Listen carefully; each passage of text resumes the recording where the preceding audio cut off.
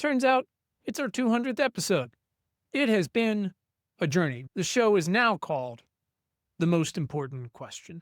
And I can't think of a better answer than just run for something. That's the answer to what can I do? Run for something, anywhere, right? And so obviously, the best guest to answer that question, a returning guest for, I don't know, third, fourth time, something like that. It's the great Amanda Litman. What can I do about anything? Run for something. If you are new here, she is the co-founder and president of Run for Something, which recruits and supports young, diverse progressives running for down-ballot office, state and local. Since launching in 2017, 100 years ago, Run for Something has elected more than 1,500 leaders across nearly 50 states, and mostly women and people of color. She's also the president of Run for Something Civics, a 501c3 that works to end the gerontocracy. She just published her second book, and it's called When We're in Charge, The Next Generation's Guide to Leadership. It's wonderful. It's right here. I keep forgetting. How do I hold this up in front of the camera? There you go. It's hugely instructive, whether you are young or old and very brittle like me. It doesn't pull any punches at all because it's by Amanda. And I think anyone in any profession in the year of our Lord 2025, whether this is the last year or not, I think you'll get something out of it. And that's whether you're a leader or just not yet. For questions or feedback, email us at questions@importantnotimportant.com. You can leave us a review. Those are always great. Our 200th episode, really appreciate it. If you've made it through every one of them, I'm sorry and thank you. Let's go talk to Amanda. Let's do this. Amanda Litman is back. I have a lot prepared and a little prepared because you've been on the show 1,000 times, but also things I didn't realize until 10 minutes ago. This is our 200th episode. I had no idea. Who knew? Who knew? Fantastic. Great. Everything is going great out there. It's had the impact we needed it to have. Perfect. It's great. But I dragged you back onto this because we're going to talk about your book in a second. But the impetus was not just the book, but right around the same time book came out, we got, 50, 60,000 monthly readers, and we love to poll them on shit, right? So that they give us like firsthand info, so we're not creepy. We want to know what they give a shit about and why. And we asked them, have you ever considered running for local office? And the results we got back, numbers-wise, were very interesting, but we got some really amazing comments. And I was like, I think Amanda should answer these because this is what you fucking do all day, is people responding to why or why not or never thought about it and all this different stuff. And your job today is to convert some of these people. But first, how is the book going? It's great. So for those who are not watching or just listening, so When We're in Charge is my new-ish book. Came out in May. Still new. I think that counts as new. Sure. Yeah. About millennial and Gen Z leadership and what it means to lead in a way that doesn't suck and that treats people compassionately and like humans first and employees and team members second, and what it might make possible in our lives if more places were like that. Like, how could you be a better partner, a better parent, a better citizen, a better community member if your job didn't suck your soul dry at the end of the day? You know, I will admit for a lot of my work stuff, I will read them on Kindle or Kobo or whatever so I can highlight them. And I'm scrolling through, I have exactly 101 highlights from it. But what really sticks out to me the most about the book is it's just this like ethos of you can just do stuff. Like you can make it not terrible. You can make that choice for your workplace. You have incredible agency if you decide to. I think that's the thing that is both my personal pet peeve and my professional one is actually things don't have to suck if we make different decisions. This one too. All of it is a choice. Sometimes it's a choice other people are making, sometimes it's a choice we are making, but all of this is a choice and you actually are not beholden to the way we did things yesterday as the way we have to do them tomorrow. And I feel like one of the sort of threads throughout that applies itself in a bunch of different ways, but is so applicable to society and how we feel the need to have an opinion on everything is boundaries. Boundaries between fucking boomers who won't give up their job in whatever capacity and young people, but also you and your team and yourself and online, all these different things. How did you realize that is really a big move? Because again, you hear about everybody and you're so good in here talking about, no, you don't bring your whole self to work, please, but design some boundaries so you can bring your best work self. I think part of the way you learn that mistake is by making it. So most of the people I talked to for the book, I talked to more than 130 leaders across a bunch of different sectors in tech, in education, faith leaders, doctors, lawyers across the world, well, across the country. And I kept hearing folks tell me, I thought I could be myself with my team, but I can't. And I've learned that the hard way. I posted the thing on social media that got the blowback, and that's how I learned the boundary. Like sometimes you have to learn it by crossing it. So I have found that throughout my own experience as a leader. It's something candidates learn in real time through the Yeah. politicians who worked with over the years. And it is a thing that I hope up and coming leaders can really not have to learn the hard way. One of my mantras is try to only make new mistakes. Don't make the old ones. We've already made the old ones. You don't have to repeat our mistakes. New mistakes, right? We'll forgive those all the time. When we go to a public pool and I show my kids the rules and there's always one obscure one, I'm like, it's there because someone did that. And they were like, you can't fucking do it anymore. Yeah. Which, I bet they didn't know they needed that as a rule. Nope. And it's really annoying to have to change the sign, but here we are. So we're changing the fucking sign. I'm curious again, because I'm, our generation, and I'm like Methuselah, I feel like I'm 400 at this point, but we really did grow up online. Like you had this specific part about, and I feel like this is all my Instagram is programmed to be now. It's just like 90s stuff. It's about away messages. And I'm like, the thought I put into those to make sure to match whoever I was trying to connect with, the whole thing. We've always been so thoughtful, but at the same time, we have a paper trail like it's nobody's business. That goes way back. But these folks, these younger folks, Gen Z, like their paper trail is much more of a kaleidoscope. It's in more places. It's more raw. If video cameras live had existed when we were in college, like I'm sure it'd be in one of many prisons. I think every day how grateful I am to have gone to college just before cell phones all had really good cameras. Like I remember using my digital camera and taking the little scan card out and plugging it into the app for my computer and uploading the photos, then uploading the Facebook album and going through and doing all of the tagging and being really careful about which photos and who was going to get tagged and what, like the OG photo dump. And I am so grateful that one, I deleted all that shit years ago, but two, that I did not have iPhones or Blackberries didn't have cameras like that at the time because no one needed to see what you were doing. That's between me and my, Yeah, 100%. And nothing, by the way, talking about parenting again, nothing will undermine your parenting than your children finding out that you're a real person that lived a real life at one point. It's not great. But I do want to talk about this because as much as what's the phrase, there's always a tweet, right? That somebody comes up, it's great. And then we discover they said something horrific years ago. We all did shit like that. First of all, delete your shit if you're past that and not a child anymore.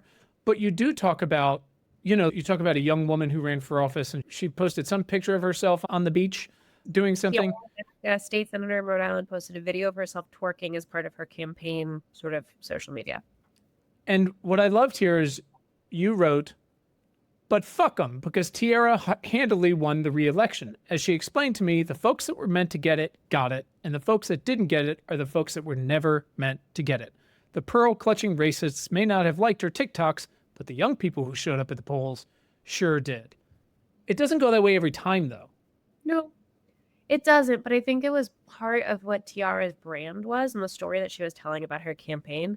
I think it felt true. It is true to her. It's who she really is. She's a Gen Z queer Black woman who is very on the level, very blunt about how she presents herself, and also incredibly thoughtful about her advocacy for tenants and working families in Rhode Island, for reproductive health, for sexual education across the state. It's part of the reason that she got into the race in the first place. She was running against an anti-choice incumbent, an anti-gay incumbent back in her first election. It worked for her because it reflected her. And I think the candidates for whom it doesn't work for, more often than not, it's because it so clearly undermines the story they're telling about themselves.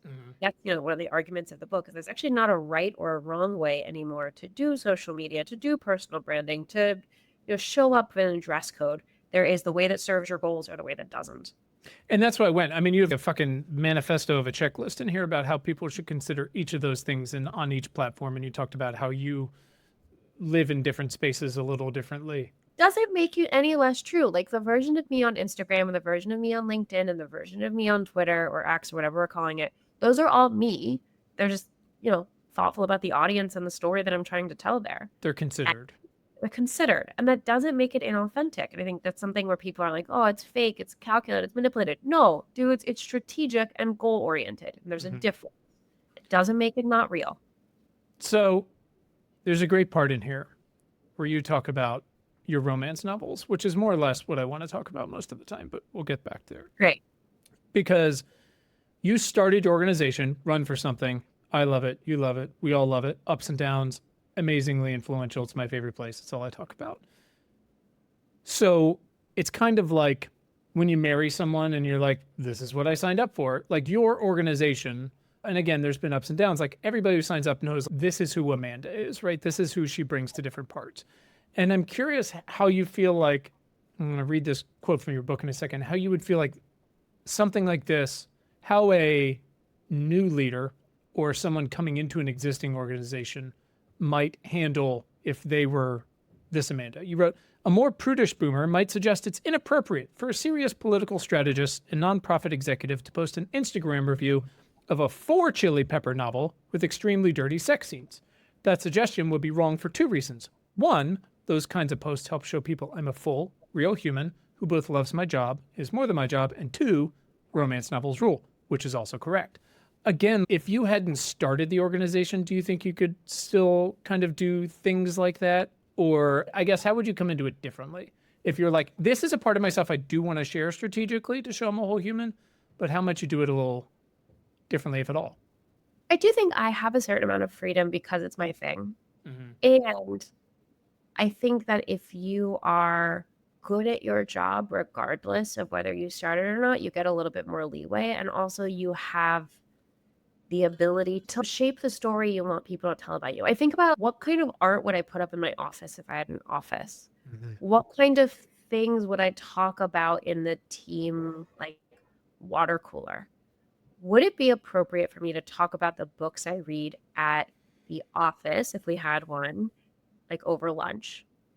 Yeah, for the most part. I wouldn't there's a place in which maybe if I was an older white man, I might talk about liking romance novels a little bit differently than because it might affect the dynamic of interpersonal relationships. Sure.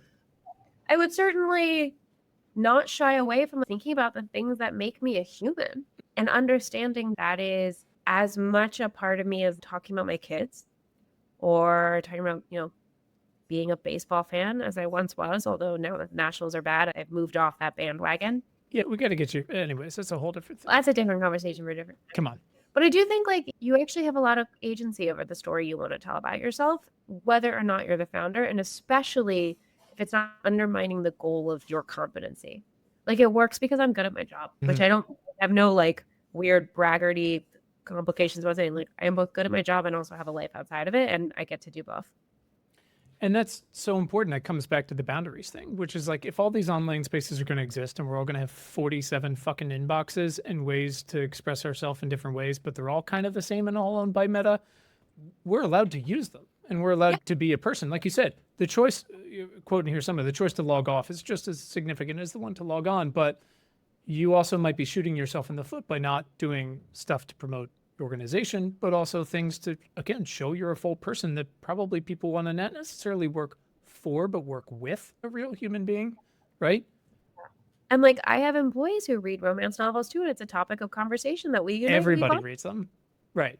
This is true. They're the number one genre in book selling, but I do think it is worth noting that for all of the versions of myself that I put online, there are huge parts of my life that never touch the internet. Huge parts. Yeah. Most people who I do not know in real life, outside of the first newborn photos I posted, have never seen a picture of my kids. That doesn't mean they're not a huge part of my identity. That just means that's a boundary that I have set. Yeah, that's one I'm not choosing to share with you all in this space, right? No, I love that. Okay, because some of these comments that we got back, which are so great. Sorry, I have to click away from my tomato basil chicken breasts recipe that I opened while I was waiting. Here's the thing, what I realized, because I haven't had meat in 15 years. You can pretty much do anything with tofu that you can do with chicken. It'll absorb the same. We just had fried chicken sandwiches for dinner on Saturday. At least 2 people had fried tofu, and they looked just as good. It's just as good. So let me tell you the results first. Have you ever considered running for a local office? And again, specifically local. Here's the results. 40% said nope, no interest. 40% also said, I thought about it briefly, but I feel like I don't have the experience or qualifications. 5% said, actively considering it. 7% said, I've already run, or I'm actually holding office. And 7 said, I never really thought about it. Interesting. So the comments are really, and there was a ton of them, but there's some really interesting ones that I think are specific here. So first question, let's talk about the people who said, I've already run. I've got 2 here for you. The first one is, I ran for local school board. This one's complicated, but was defeated by incumbent who's supported by the teachers union. Okay. Second one, I've already run, but I got my ass kicked by the hillbilly MAGA GOP community. Sure. So how do we get those people to run again? Here's what I'll say. About 2/3 of the candidates run or something works with who lose tell us they're going to run again. Most first-time candidates lose. Incumbents have a 95% reelection rate. So if you're running in a primary against incumbent or even in a general against incumbent, you should assume that you're probably going to lose. For every AOC who takes on an incumbent and wins, hundreds, if not thousands of people go up against incumbents and lose. That does not mean you didn't do a good job or didn't have an impact. That just means you ran against an incumbent. You were pushing a boulder uphill in a snowstorm, both ways. Especially if you're running in a red place, like the hillbilly MAGA person. Your job, yes, is to win, but it's also to move the margins. Because if you take a district that is 70-30 Republican Democrat and you make it 68-32 or 65-35 or 60-40, you have just laid the groundwork for the next time to make it a little bit closer. The only way, and I hate saying this because ultimately the only real winning in politics is winning, but sometimes you have to lose by less each time in order to make winning a possibility. Because no district is going to go from 70-30 to 50-50 overnight. It's going to take time. So thank you to the person who ran against the MAGA Republican. Hope you run again, and I hope you get a little bit closer next time. And if you don't run again, I hope you help someone run and use your experience and use the data you did and use the knowledge of the community to make it better. And for the person who ran against someone supported by the teachers union and lost, keep getting in that fight. Because you know what? Maybe you moved him a little bit further into the direction you wanted. Or maybe next time that candidate's going to get indicted and not going to be able to run again last minute. And you're going to need to jump in the race. We need you. Every cycle, there is a surprise opening or a surprise competitive race that we weren't expecting. And if we don't have a candidate on the ballot in the first place, we can't win. That's it. And you always make such a good point of talking about how many offices we just flat out don't compete for, which is completely nuts. And especially the thousands of local and state offices. And again, my 9-year-old was getting frustrated at the batting cage because he kept whiffing. And I was like, in 150 years of the best baseball players ever, if you go 1 for 3 over your lifetime, you're in the Hall of Fame. And I was like, that means 2 out of 3 times you are guaranteed to lose and you're among the best. And he's like, that can't be true. I'm like, it's 150 years. It's a fucking stat. It's real. Yeah. And I feel like if you come in, you can choose to see that going against incumbents in the sense of, I'm not going to win, where winning is winning. Or you can say, I'm going to start to chip away at this shit. And that, like you said, really matters. That's how we turn Georgia, is not because we won it in 2020, but because of 20 years of turning out at the grassroots level by mostly Black women in Georgia, right? It's not happening overnight, like you said. Absolutely right. I've considered it, but I feel I lack the experience or qualifications. I've got a few here, but this is a good one. I live in a small, 1,700 people red town in a deeply red area of my state. 3 years ago, I attended city council meetings regularly for over a year and considered running for a seat. Instead, I enrolled in grad school. I stopped attending the meetings and I've only recently started going again. There's 2 seats open again this year, but I don't feel like I know enough about what's going on now to run.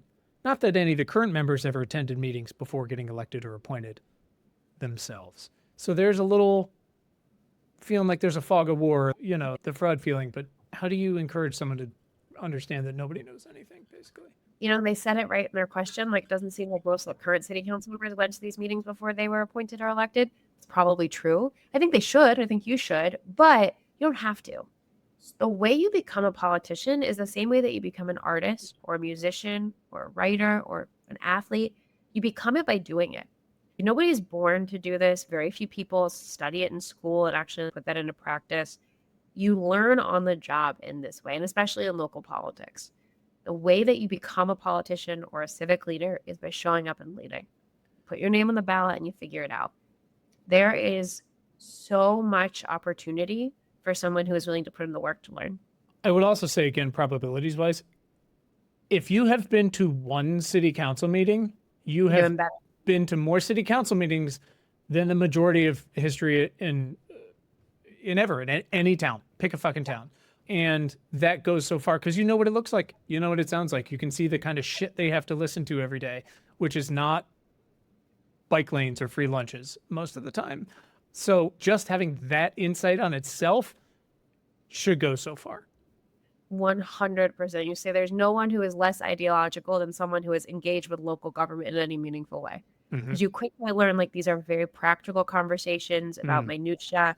It is so boring in many circumstances. And being willing to sit through the boring part to get to the fight or get to the work is like 80% of the job. And it's an amazing, again, like the best way to get experience is to get experience. Sit through that shit. Like this is a version of door knocking where you just get to sit there and listen to people talk about it. Obviously, it's a self-selected group of people, but they're the ones who are showing up. Well, and like this is the thing is it's self-selecting, but it's often very small. And on the one hand, it's like a damning indictment of civic engagement. And we should hope that these meetings were very wildly attended and incredibly popular. Right now, they're not. So if you go and have an opinion, I bet your voice will be pretty loud in that room. Yeah, 100%. Because most of the people are boomers who don't want their parking to go away. I've considered it, but I feel like I lack the experience or qualifications. I would crumble under public criticism. I have decided I am more of a behind the scenes person. Maybe. And that's okay. Being a behind the scenes person is okay, but you would be surprised at how much criticism you can take when you're in it for the right reasons. And I write about this in When We're in Charge too. If you arm yourself with your integrity and with your values, haters going to hate, but it kind of rolls right off you. And I've talked to a lot of candidates lately who have been like, my public perception is so removed from who I am, and I'm getting hate that I don't understand because it's like, I'm not a corporate shill. I'm a 26-year-old without healthcare who's trying to make a difference. And like, you have to understand that the critique you are getting is not about you. It's about the persona that has been created about you. Giving it a little, again, to your point about boundaries, giving a little bit of distance between that. Like that's actually a thing you have to fix. That's a learning of, oh, the story that's being told about me is not one that I'm controlling and I need to change that. But also the hate is for a caricature. It's not of me. It's not easy. And it's why you need to make sure like your partner, if you have one, your friends, your parents, your family, like you need to have a good core group of emotional support, good mental health support. But, I'm a person who posts about politics on the internet. My therapist often tells me, he's like, you get yelled at online more than any of my other clients. I believe that. Believe but true. It's not about you. Depersonalizing it and knowing that it's not about you is just so necessary to get through it. You made another good point about probabilities where you said if you told me that someone had a 70% approval rating, you'd be like, holy shit, they're the most popular congressperson alive right now. That still means 30% of people are like, fuck this guy. Yep. That's table stakes. That's best case scenario. If you are taking a stand, if you're putting out a point of view, people are not going to like it. Full stop. That's part of leadership. You gotta steel yourself for it. That's part of being a parent too, by the way. The number of times a day I'm like, this is not an opinion that dad has. Like the school bus comes at 8. I don't know what to fucking tell you. Like you have to go. It's a law. The teachers say I have to put shoes on your feet before you go in the door. Yeah, sorry. No shoes, no shirt. Like, I don't care which ones, but you got to put them on. And it's not my fault that you lost them. Anyways, I've considered it, but I feel like I lack the experience or qualifications. I just don't think people would like me enough. As a neurocomplex person, I can be both charming and off-putting in equal measure. You don't need to be the right person for everyone. You just need to be the right person for enough people to win. If people find you charming, great. If people find you off-putting, that's okay. Like, the job is not to be everyone's favorite. The job is to be enough people's favorite. Yeah, in case folks haven't noticed how tight elections can be. You're not going to get everybody. No. If you did, it would be a damning indictment of the way in which you refuse to take a bold stand. There you go. Right. And I think this is also a good moment with these two here to point out we want more people, more young people under 40, like you work so hard on to run for office. At the same time, those people need ballers in their corner. They need their spreadsheet friends, especially local office. You got no fucking budget to do any of this running for school board shit. If you're like, I could run this local school board campaign, but I'm not going to put my face out there, we'll take it, right? Like we need all those people, especially if you can get some experience and then do it for somebody else. Great. You're behind the scenes person. You really don't want to do it. We'll point you towards somebody who needs you. There are 500,000 elections in this country. Volunteer for one of them, or 6 of them, Mm-hmm. or a dozen of them, and help make a difference. So somewhat related, this person said, I have no interest. They said, I have other ways I get involved civically. I'm on the board for our local children's museum. I speak at school board meetings. I'm engaged in discussions about local education policy, etc. And I find politicians, especially local politicians, to be awful. Seems like you're the kind of person who should run for office yourself. I often describe becoming a politician or running for office as the lazy way out. It's mostly a joke, but I will say the most direct way to get the outcome you want is to become the decision maker. You're not going to have to speak at school board meetings or sign petitions or do protests if you're the one just making the calls at the end of the day. Mm-hmm. It is the most direct way. You talked about taking a bold stand. Tell me, and you spend half the book supporting it, which I think is great, and I can't stop thinking about it, about the 4-day work week. Love. Tell me about your bold stand. Why should it be everywhere? Sell it. 4-day work weeks are the best thing that's ever happened to me as an employer, an employee, and as a parent in particular. We started the 4-day work week first as a pilot in 2022. Stuck with it, tried it out for 6 months. We did surveys of our staff throughout it, asking about, staff engagement, productivity, work-life balance, burnout, all of those things. Every number you'd want to see about productivity, but also about enjoyment and job satisfaction went up, and every number you'd want to see go down around burnout, around stress, around exhaustion went down. I have not worked on a Friday for my day job since then. We treat this like a 4-day, 32-hour work week. Does that mean my Mondays through Thursdays have a little bit more back-to-back meetings? Yeah, sometimes. Mm-hmm. And when we design normal schedules or timelines, we take that into consideration. But it has been transformative for our ability to do this work for the long haul. Because I now have Fridays where both my kids are in childcare and I get to write a book or go to a yoga class or catch up on Grey's Anatomy and really relax for a moment before I go into a full-time parenting weekend, which everyone with kids knows is not a break. 48 hours nonstop with my children is more exhausting than 32 straight hours of work. Not even close. Not even close. It has allowed for me to be a better partner. I get to spend more time with my husband. We get to go on day dates on Fridays occasionally. It has also allowed me to be a better friend. I can go see people on Fridays to get lunch. And more importantly, it has allowed for my staff to feel rested and recovered. We have had better impact, more impact over the longer haul. And to a T, every person who has worked for us has said, the things I get to say yes to outside of work make up for the things I sometimes have to say no to at it. Because, you work with people who are ambitious, who want to do big things, who want to take on big challenges and have big ideas. And we do have to be more rigorous about prioritization and about limiting our scope because we don't want to take on more than we have capacity for. But it is transformative. And I think it is possible in more workplaces than you might expect. Auto workers are asking for it in union negotiations. We have seen it in schools, unfortunately, because that's funding shortages. But I also think there's room there for thinking about how you could better stagger education schedules. We have seen this in doctors' offices. This is often how doctors work, where they'll do 4 days on, 3 days off. We have seen this in the legal profession. Basically, any industry, with maybe a few exceptions, could think more about how to staff it and structure it such that people get 4 days on, 3 days off. It would require buy-in from leadership at the very top. It requires thinking about your structure and your compensation and your workload very differently. But if you do it, one, I promise you, you're going to feel better on the individual level, but two, your impact will not go down. There have been studies that have come out about this. Basically, every company that tried a 4-day work week through the global pilots has either seen the same or increased productivity. I'm in. I want to figure it out. We've got complications about our content schedule and all that, but I'd love to figure it out. If only, like you said, the idea of a Friday where your children are not with you. And again, love them so much. So great. I need a minute. And you know what? There's a lot of different ways you can think about it. I've talked with folks who did Mondays are their weekends. I've talked with folks that do Monday, Tuesday, Wednesdays are off, Thursday, Friday. Even, okay, maybe a 4-day work week isn't the right fit for you, but how can you free yourself from the constraints of the Monday through Friday, 9 to 5? what does a better, more flexible, realistic schedule for you look like to do the work you need to do and get the rest you need And to this is thrive? where I feel like, not again, like you're recruiting, the training of candidates, like the message, everything you put online, like everything, it comes back to, and you say it 1,000 times in the book, you're trying to break the fucking cycle, right? Which is this hyper object of how the world has been run by the same people for the past 75 years. And it's like, obviously, we need to work.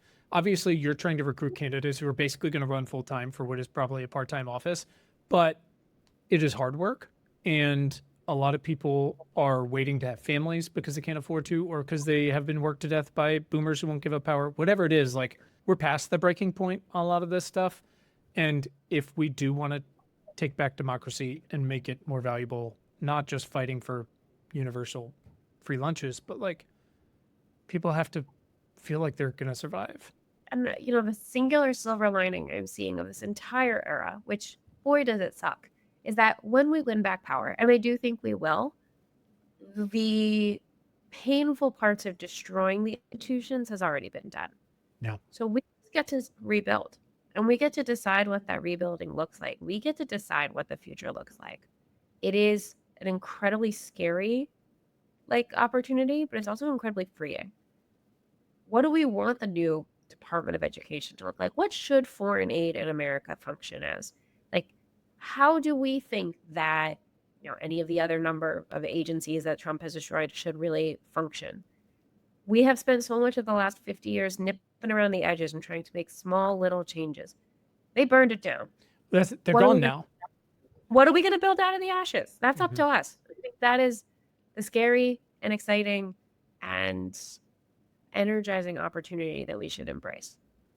And it's great because you make such a point of saying it's not just like making these what choices, what platform do I engage with, and how and what do I share and not share, and the boundaries and all of that, but also it's about why. Like telling your team why you started to run for something and why you continue to work there after all of this. Why, though, it's important for people to have sabbaticals and be able to take parental leave, and how fucking hard that is, but why it's important to do it. It's the same thing as not just like this. People were like, yeah, I've thought about running, but I don't know if people want to like me. Yeah, but why have you thought about running? And why does it matter? Yeah, why should voters want you to win? What are you going to do for them? Why is this a thing that's ever crossed your head? What is the problem that's bugging you so much that you're standing in the shower and you're just like, man, that fucking pothole. I'm so pissed about that pothole. Or, I cannot believe that despite the fact that I am very lucky and excited to enroll my daughter in public school this fall because New York City has free public 3K and we got a spot, it is still going to cost me an arm and a leg for aftercare. Why? Why is that the case? Yeah. Why is that the case? How are we going to fix that? Yeah, people will care a lot less about any flaws you may have, and we've all got them. God knows my list goes out the door. If you are like, I am going to do, and then you show them, you're going to do everything you can to make childcare more affordable. They're like, I don't give a shit. I really don't. And by the way, the people who matter, there's always going to be, we talked about this, there's always going to be people who are going to judge you on the superficial stuff, the way you talk, your stutter, whatever your stuff. Fuck them. Fuck them. You just got to get enough. And if you stand for the thing that applies to the most people, because like you said, everything's burned down, and you're just fighting for the baseline stuff that should have been there all around, you can get a lot of votes. And you would be surprised how refreshing and energizing it'll be to voters in your community to meet someone who cares enough to do the hard thing. This is the thing I've loved hearing from our candidates over the years. They'll knock doors, they'll talk to voters, and they will say, especially younger candidates, will be like, the people most excited for me to run is the 70-year-old or 80-year-old who's never had a candidate knock on their door and who's just thrilled to see someone young like me willing to put in the work. They're inspired. It's really moving to see someone care enough to do the thing. It is. And it's a really easy time to, I don't want to say put your head in your sand. I think there's many more people that care about what's going on than ever before. But the first time you go to a city council meeting and speak up, it's very nerve-wracking. And then you realize it's not that hard. And it's even easier, like you said, to be on the other side. It's just your job to show up. And if we can get incrementally more people to do that in more places, it becomes even less hard everywhere. Yeah. And I think one of the things I love about what we've built at Run for Something is making sure that people who run for office, especially for the first time, know that they are part of a movement much bigger than themselves. Mhm. You are not, it may feel this way, but like you, the 20 something or 30 something running for city council in wherever you are, maybe you're the only one like you in your community or your town or your state, but you're not the only one like you across the country. I Mhm. promise. And we will connect you to others like you so that you can build a relationship with someone who's going through the same shit. This is where I want to pimp my favorite newsletter I get of the entire week, Amanda, which is your good news. And the number of people I forward it to every week who understandably are like, what's going to burn down first, the jet stream or the Department of Education? I'm like, both, same time, same people. However, read this, which you clearly put so much fucking thought into. You even talked about, like, before your maternity break, how you were like, well, I got to figure out how to get somebody to do this thing. Like, it is line by line such an incredible, like, enlightening, inspiring, just like weekly dose in my arm of, thank God. There's people are out there. They're amazing. I want to meet these people. I want to talk to them. Thank God these people are out there doing it. It's incredible. And there's so much more than you think. There's always so much more than you think. And it doesn't always make the headlines, but it is like deeply energizing for me to put that together every week and to remember that there is so much, what's the expression? Courage is contagious. A lot of people have a lot of courage. A lot of people have a lot of courage. Yeah. It's one of my favorite things. We will link to it. I'll forward it to you if you ask, because that's all I do. Half the things I subscribe to, I'm like, what am I doing here? This is the darkness. I need to go take my gummy and read dragon romance books, which we've now come to the last and most important part of the conversation. You get to recommend 3 romance novels everyone needs to read. Everyone. Not just for like the hardcore romance readers or people who just do like Romance and Dragons, Court of this, fill in that. What are the 3 like all-timers, whatever spice level you want? You can vary it, or you can be like, here it is. This is the real shit. What are they? And again, if people don't know, and yes, minority of Americans read books, et cetera, we don't care how you read. Love an audiobook. Romance is carrying the entire industry. Okay, so I have a group of friends. We put together a Google Doc. Also, we haven't updated in a couple years. We need to update it. It's like Romance Mount for the uninitiated. Oh. So I'll give you some authors to start with, and you can go through. Mm-hmm. So one of my favorites is actually a pair of authors, Christina Lauren, Mm-hmm. pen name of 2 women who have written, I don't know, a couple dozen books. Great. Can't go wrong. Start there. Okay. I really like Helen Huang, Hoang. She's written like the really sad, beautiful, hot romance novels, often about like neurodiverse, like either heroines or heroes. They're all modern, contemporary. Just like really beautiful. And in particular, the one that there's a recent one that's like really about grief that is just like stunningly sad and so hot. And then, I know it's like very cliche at this point, but the Sarah J. Maas, like Court of Thorn and Roses, in particular, that series, the first one is fine. The second one flips the first one on its head and is worth reading, if only for that. It's the second book or the second series? The second book. So okay. Court of Thorns and Roses. The other series are good. Like Crescent City is fine. She's the entire bookstore. You go in, you're just like, she is everywhere. It's amazing. Commit to the first 2 in the series. If you don't want to read anything after, that's fine. But the first one is good. The second one flips the first one on its head and is just adds a whole new dimension. I really enjoyed it. There was like a couple weeks, I think it was during my first pregnancy, where basically all I read were Sarah J. Maas books. I think I read probably like 10,000 pages of just dragon romance. My husband looked over at whatever he was reading. He's like, what are these books? What are you doing? This is between me and my God. This is not. Yeah, this has nothing to do with you. So sorry. You'd think it might. It does not. This is what's amazing. When everyone was like, oh, this is going to date both of us a little bit, but when 50 Shades came out and people were like, oh, people reading on Kindle so they don't see the cover. It's like, this is not a new thing. This is, again, the majority of the people that actually read are reading or have read these books in some way because they're fantastic. And I remember somebody being like, again, it's some fucking old white guy who I feel like I'm adjacent to, is like, they're formulaic. It's the same thing. I'm like, have you ever seen a sitcom? Like, they're just making things that people want to read. What are you talking about? Right. NCIS is not formulaic. Yeah, right. What are you talking about? It's completely ridiculous. ridiculous. Yeah, I want to read a thing where there's a happy ending at the end. I want to read a thing where like the joy in humanity and the pleasure in life, and also that, especially in more modern stuff, like women have agency and account and like control over their lives and can find happiness, and that men can treat them well, or in same-sex relationships there can be a beautiful way of seeing love and togetherness. And also, like, they're fun and hot, and you know what? I'm not going to apologize for that. No, and also look outside. The world is bad. No, I'm with it. Okay, that's really exciting. I might have to ask you in your group. So we have, I don't know when this started. We started asking guests for book recommendations 1,000 years ago, and then we started putting them into bookshop lists, and we've got a bunch of them. We might have to make like a co-developed bookshop list of your recommendations. I would be honored. What a gift. Because here's the thing. Nobody wants, everyone's like, well, what are the nonfiction recommendations? I'm like, we're all done there. Nobody needs that anymore. What? I've written to your nonfiction books. You can buy them wherever you get your books. Enjoy them. When you want to read something really fun, slide into my DMs on Instagram. I'll give you some good ones. You're the greatest. This is great. Thank you. It's hard. It's hard. But, I always come back to you all, not just because it's so well run and it's you and all that, but because, like I tell people about climate or public health, like it is the sun you feel on your back and the water you and your neighbors drink and the AC system at your kids or their friends' school.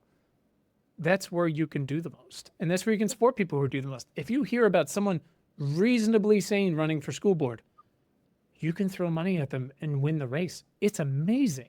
It doesn't even require that much. Please do the local thing. It's so important, and a little bit goes a long way, and you get to live the impact, which is one of my favorite parts. Yeah, it's really awesome. I brought home a pamphlet for their redesigning the kids' library down the block. And I was like, you can pick how many parking spaces, you can vote for how many parking spaces. They're like, really? I'm like, yeah. Who else is going to vote? Thank you for everything. I really appreciate you. And that's it. This was great. Thank you. That's it. You can read our critically acclaimed newsletter and get notified about new podcast conversations at importantnotimportant.com. Thanks so much for listening, and thanks for giving a shit.